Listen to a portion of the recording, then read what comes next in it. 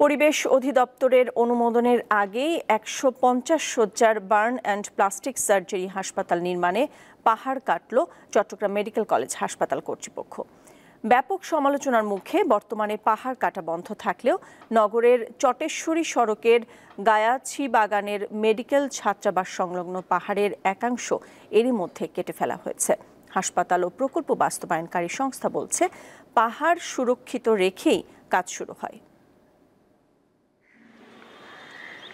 চট্টেশ্বরী সড়কের গোয়াছি বাগান এলাকায় ১৫০ শয্যার বার্ন অ্যান্ড প্লাস্টিক সার্জারি হাসপাতাল নির্মাণের জন্য পাহাড় কাটার অনুমোদন চেয়ে পরিবেশ অধিদপ্তরে আগে আবেদন করে চট্টগ্রাম মেডিকেল কলেজ হাসপাতাল কর্তৃপক্ষ, কিন্তু তার এখনো চূড়ান্ত অনুমোদন মেলেনি।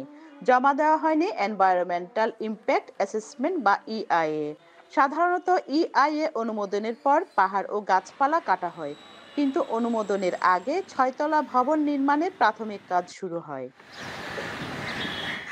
অভিযোগ অস্বীকার করে চমেকো কর্তৃপক্ষ জানায়, ভূমিধস এড়াতে কেবল পাহাড়ের কাঠামো পরিবর্তন করা হয়েছে। তবে পরিবেশ অধিদপ্তরের অনুমতি না নেওয়ার বিষয়টি ভুল ছিল বলে স্বীকার করে তারা। পাহাড়কে সেভ করতে হবে।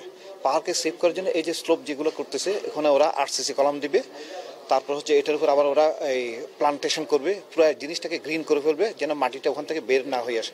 তারা কিন্তু পরিবেশের উপর কিন্তু আগে প্রথমে জোর দিছে, তারপর হচ্ছে আমরা বিল্ডিং এর কাজ শুরু করব। বিভিন্ন সময় পাহাড় কেটে মাঝখান দিয়ে রাস্তা করা হয় বা পাহাড় কেটে বড় বড় ড্রেন করা হয়, এখানে কিন্তু টোটালি সেই জিনিসটা করা হচ্ছে না। এখানে যেটা করা হচ্ছে সেটাকে আমরা টেকনোলজিক্যালি অনেক সময় সয়েল নেইলিং বলে থাকি।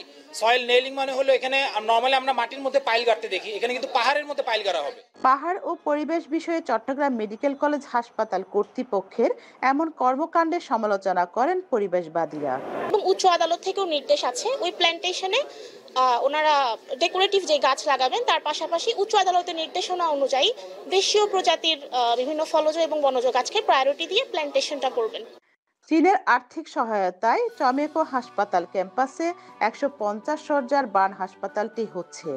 গত বছরের ৯ মে একনেক সভায় ২৮৫ কোটি টাকার প্রকল্পটি অনুমোদন হয়। হাসপাতালটির নির্মাণ কাজ ও যন্ত্রপাতি চীনের অর্থায়নে হবে। বাংলাদেশ সরকার দেবে ১০৫ কোটি টাকা। রুনা আনসারি, দীপ্ত সংবাদ, চট্টগ্রাম।